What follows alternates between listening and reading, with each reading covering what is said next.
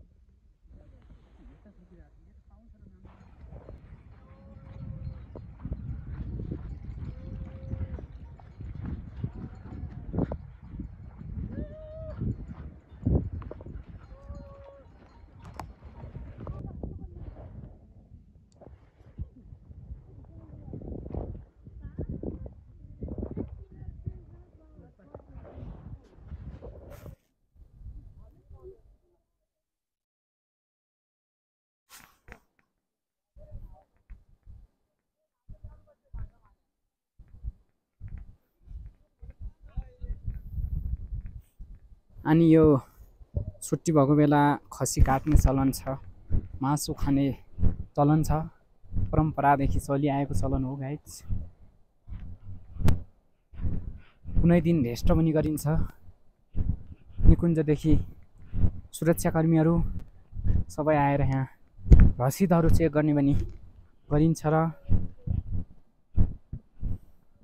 सबैलाई म आग्रह गर्न चाहन्छु कि मेरो भिडियो हेरेर लाइक शेयर र सब्सक्राइब गरिदिनु हुनेछ भन्न अपेक्षा गरेको छु। हस्त नमस्ते। Bhimraj village share village live नेपालमा तपाईँलाई स्वागत छ। तपाईँले देख्न सक्नुहुन्छ घोडा खच्चरहरू दाउरा लिन जाँदैछ होइन। पहाडी भेगमा अलिक छ, ग्यास चुलो यहाँ पाउँदैन, त्यसैले देख्न सक्नुहुन्छ रमाइलो छ यो ठाउँ। यो डोल्पा जिल्लाको विकट क्षेत्र सागर भन्ने ठाउँ हो। घोडा राइडिङ देख्न सक्नुहुनेछ गाइज डोल्पा जिल्लाको सागर भन्ने ठाउँमा।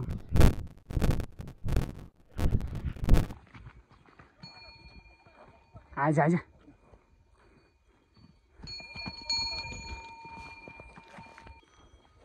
गाइज हामी फोन गर्न बाटो फर्किँदै घोडे सवारी गरेर देख्न सक्नुहुन्छ।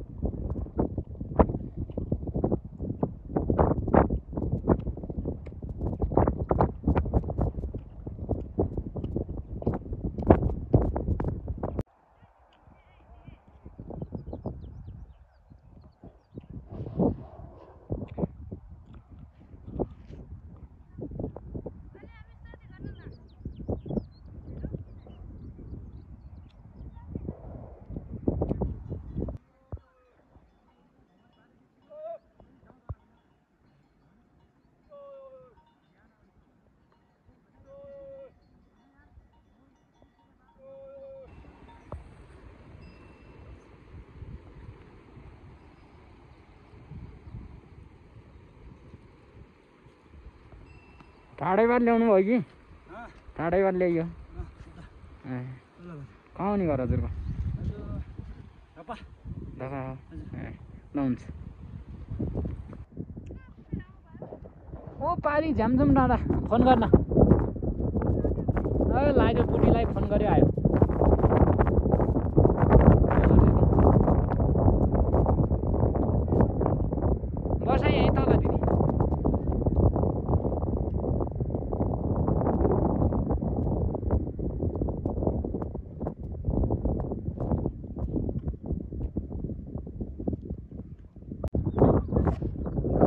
पाल्ने गर्छ।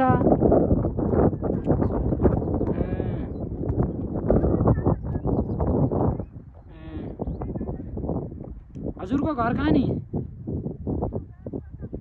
स्यालदाङ हो? मेरो सिक्किम लोटेपछि म त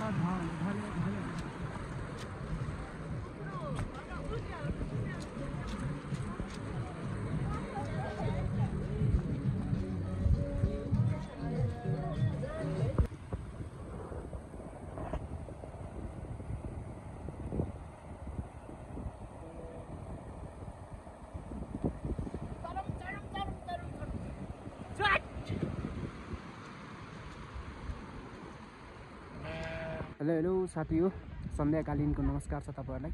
अहिले चाहिँ हामी डोल्पा जिल्लाको सेफोक्सुन्डो गाउँपालिकामा रहेको सागरपाटनबाट चाहिँ तपाईँलाई दिनभरिको भारी हिमपात पछि अहिले सन्ध्याकालीन अवस्थामा मौसम केही खुलेको अवस्थामा चाहिँ हामी तपाईँलाई ल्याएको अवस्था जानकारी गरिरहेका छौँ। देख्न सक्नुहुन्छ अहिले चाहिँ अलिकति मौसम सफा भएर हिमपात चाहिँ रोकिएको छ। दिनभरिको हिमपातले गर्दा देख्न सक्नुहुन्छ यो हिमाली वेगहरूमा र यहाँ डोल्पा जिल्लामा यार्सा सङ्कलनमा रहनुभएका दाजुभाइहरूले चाहिँ बस्नुभएको ठाउँमा चाहिँ हिमपात परेर यस्तो अवस्था छ। अहिले चाहिँ दिनभरि चाहिँ हिमपातले गर्दा चाहिँ हामीले भिडियो बनाउन पाएका थियौँ। अहिले चाहिँ के हिमपात रोकिएका कारणले चाहिँ हामीले भिडियो सुट गरेका छौँ। देख्न सक्नुहुन्छ यो अहिलेको अवस्था चाहिँ यस्तो छ। फेरि पनि हिमपात हुने सम्भावना चाहिँ निकै रहेको छ भने दिनभरि हिमपात पर्नाले यस्तो अवस्था रहेको छ। अहिले देख्न सक्नुहुन्छ यो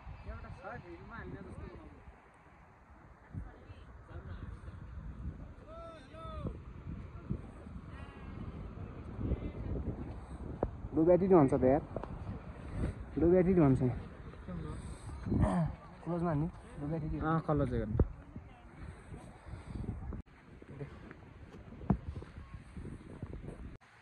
हेलो गाइज, वेलकम। हेलो नमस्ते गाइज, म अहिले डोल्पा जिल्ला सेफोक्सुन्डोदेखि थोरै भित्र सागरपाटनदेखि छु।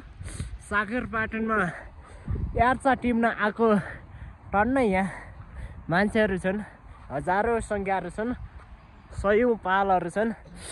एकदमै जाडो बढिरहेको छ र हिउँपात भइरहेको छ। हिउँ धेरै परेको छ। यार्सा खोज्ने मान्छेहरूलाई एकदमै गाह्रो पनि भइरहेको छ। जाडो पनि एकदमै जाडो छ। अहिले साँझको ठिक 7 बजिसकेको छ।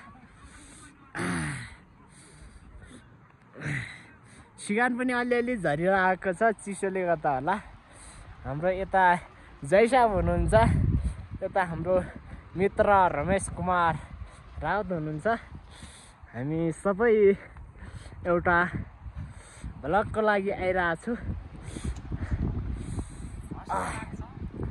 बोल्न नि अलिक गाह्रो भइरहेछ, चिसो भइरहेछ अनि एकदमै घोडा खच्चरहरूलाई चरनको लागि केही छैन, सबै हिउँले छोपिसकेको छ। अझै पनि वर्षा हुने सम्भावना धेरै देखेको छ। चिलिक पारा हस् गाइज, हामी यति बेला सागर लेकतिर छौँ। यता भारी वर्षाका कारण हिमपात धेरै छ। हाम्रो बसोबास चाहिँ अलिक कष्टकर बनेको छ। चिसो मौसम छ, देख्न सक्नुहुनेछ। यति बेला साँझको निकै कष्टकर बनेको यो सागरपाटन डोल्पा जिल्लाको सेफोक्सुन्डो सुलीगार राष्ट्रिय निकुञ्ज पर्ने सेफोक्सुन्डो तालदेखि भित्र, सेफोक्सुन्डो तालदेखि माथि 4800 किलोमिटर हाइटमा छु म यति बेला। तपाईँले देख्न सक्नुहुन्छ यहाँको भ्यू एकदमै सुन्दर र रमणीय हुने गर्छ। घोडा खच्चरहरू जाडो मानेको छ।